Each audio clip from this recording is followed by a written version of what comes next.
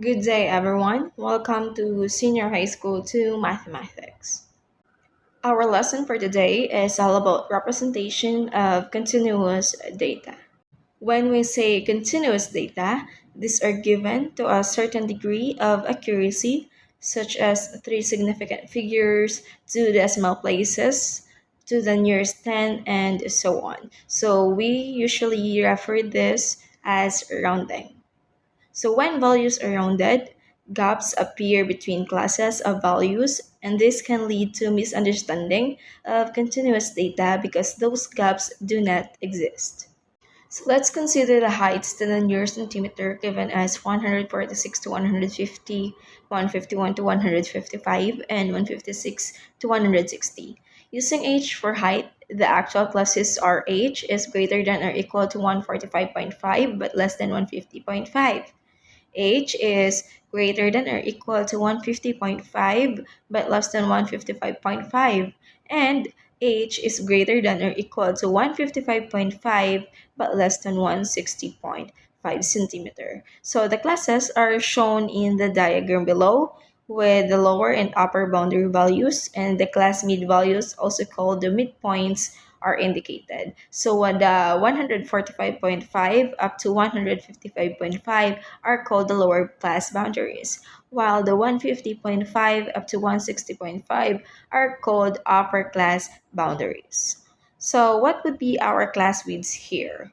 Okay, so we have here 150.5 minus 145.5, that would be 5. 155.5 minus 150.5, that would be also 5. And for the last one, 160.5 minus 155.5, that would also be equal to 5. Our class mid values are 145.5 plus 150.5 divided by 2, what would be 148. 150.5 plus 155.5 divided by 2, that would be 153, and the last one would be 155.5 plus 160.5 divided by 2, that would be 158. So our mid values are 148, 153, and 158. So, what is a histogram? A histogram is best suited to illustrating continuous data, but can also be used to illustrate discrete data.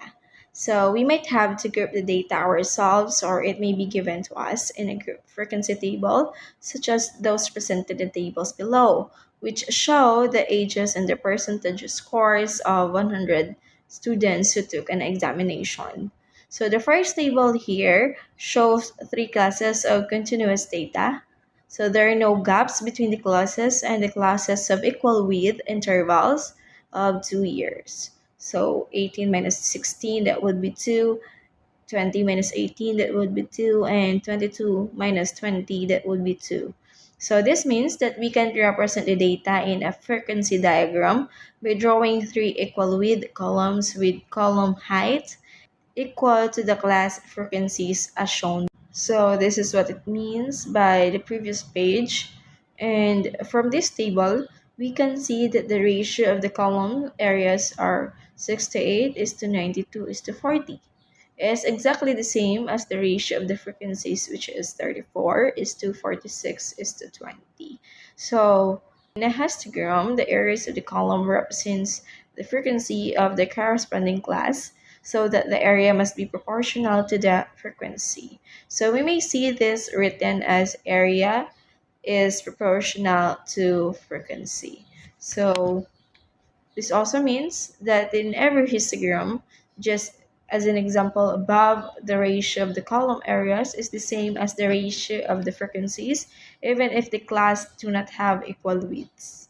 Also, there can be no gaps between the columns in a histogram because the upper boundary of one class is equal to the lower boundary of the neighboring class. So a gap can appear only when a class has zero frequency. So the axis showing the measurement is labeled as continuous number line, and the width of each column is equal to the width of the class that it represents.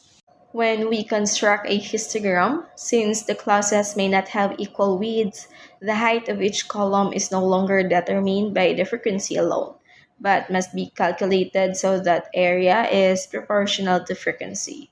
So the vertical axis of the histogram is labeled as frequency density, which measures frequency per standard interval. So the simple and most commonly used standard interval is 1 unit measurement. So for example, a column representing 85 objects with masses from 50 to 60 kilogram has a frequency density of 85 objects divided by 60 minus 50 kilogram. That would be equal to 8.5 objects per kilogram or 0.0085 objects per gram and so on. So we must remember when we are dealing equal widths, you can just use frequency for height. And when we are dealing unequal widths, we use frequency density to calculate bar height. Okay? So for a standard interval of 1 unit of measurement, frequency density would be equal to class frequency divided by class width, which we can rearrange to give class frequency is equal to class width multiplied by frequency density. So in a histogram, we can see that the relative frequencies of classes by comparing column areas, and we can make estimates by assuming that the values in each class are spread evenly over the whole class interval. Okay? Now let's have example number 1. So let's take a look at this table. We have the mass, which is m kg, and the number of children would be the f. So we have m is greater than or equal to 40 but less than 50, and the number of children would be 40. And for m who is greater than or equal to 50 but less than 70, we have the children of 60. So we need to illustrate the data in a histogram and estimate the number of children with masses between 45 and 63 kilogram. So in part A, we're looking at how the histogram is constructed, right? So we have two mass intervals, 40 to 50 kg and 50 to 70 kg or kilogram. So we know that the number of children in each group, we have the 40 children between 40 and 50 and 60 children between 50 and 70, as what I've mentioned earlier. So but noticed that these groups are not the same width. So the first group is 10 kg wide and the second is 20 kilogram wide.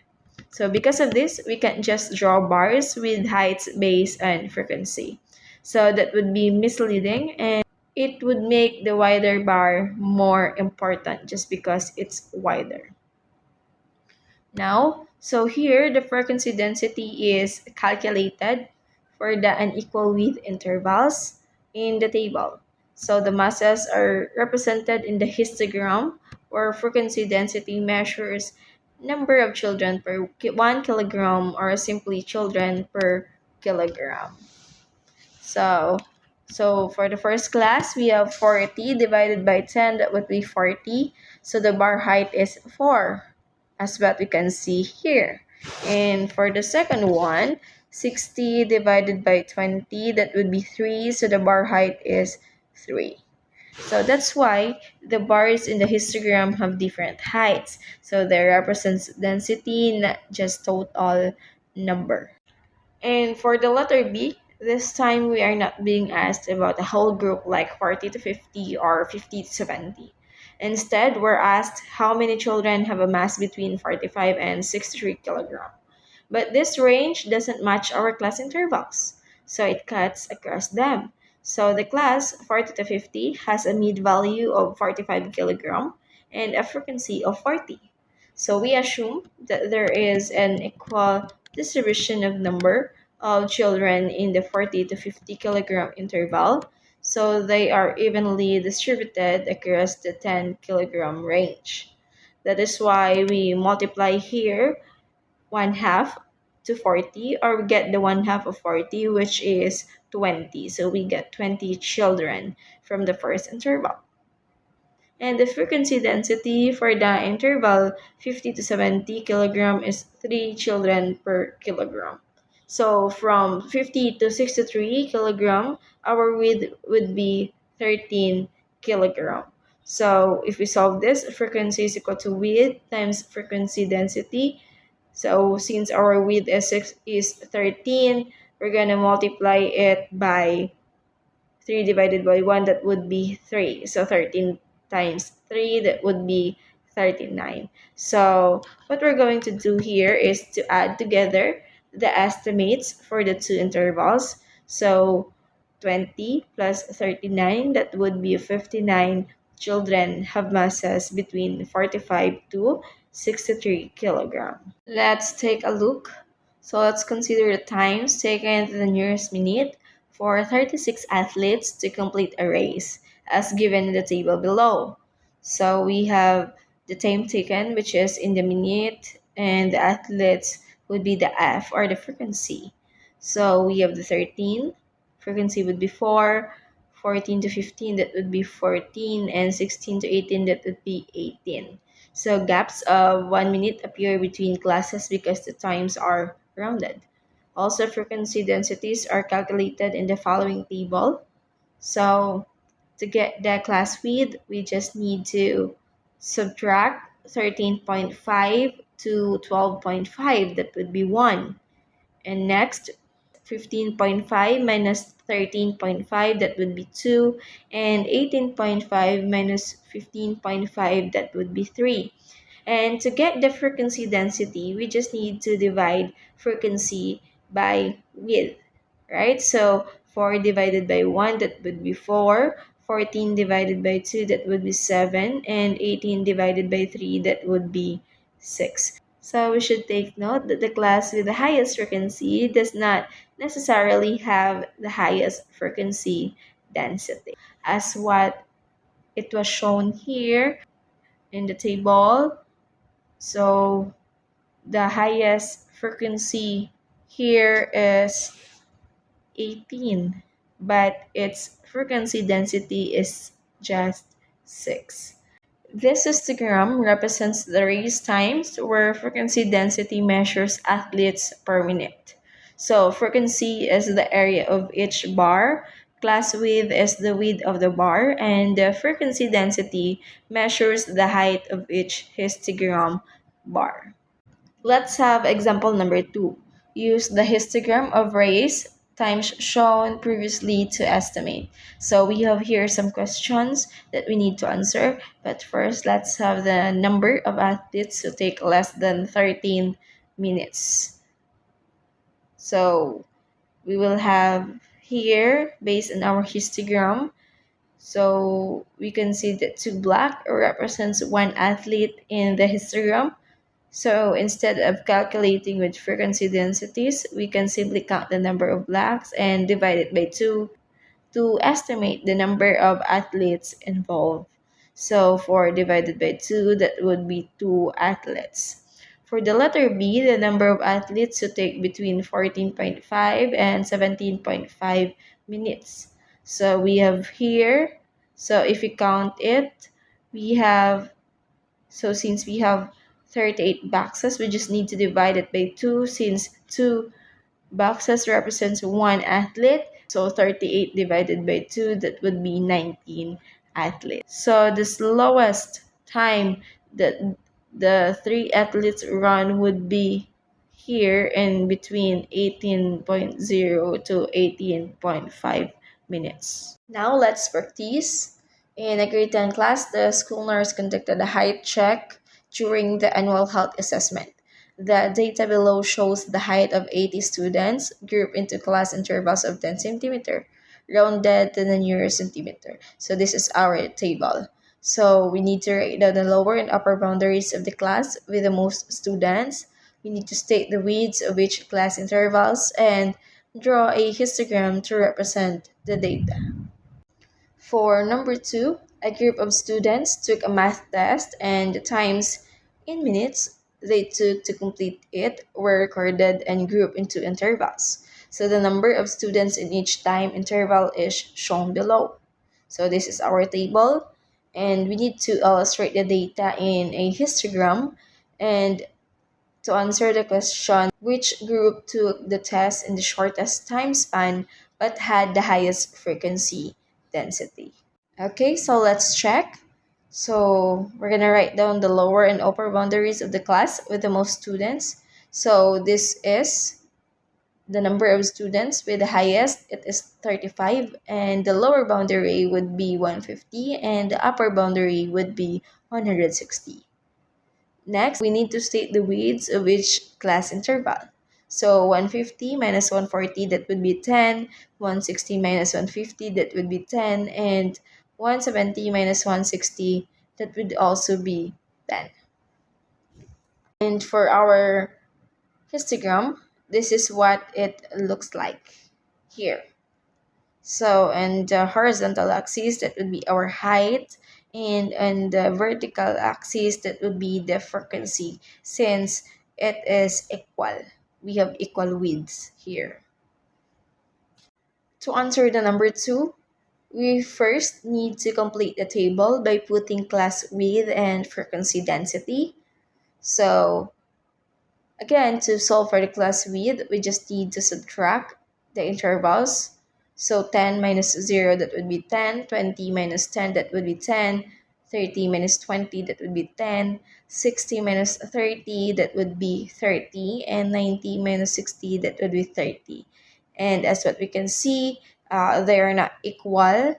So we're going to solve for the frequency density. And to solve for that, we just need to divide the frequency divided by the class width. So 6 divided by 10, that would be 0.6. 18 divided by 10, that would be 1.8. 12 divided by 10, that would be 1.2. And 24 divided by 30 would be 0.8. And 15 divided by 30, that would be 0.5. In the letter A, we just need to illustrate the data in the histogram. So this is what our histogram will look like. So as you can see, we have here on the horizontal side, that would be the time taken in minutes, and on the vertical side, that would be the frequency density, since our class width is unequal. Okay, and for the letter B, which group took the test in the shortest time span but had the highest frequency density? So as what we can see in our histogram, the 10 to 20 minute group had the shortest time but with highest frequency density. So that ends our discussion for today. Thank you and God bless everyone. Goodbye.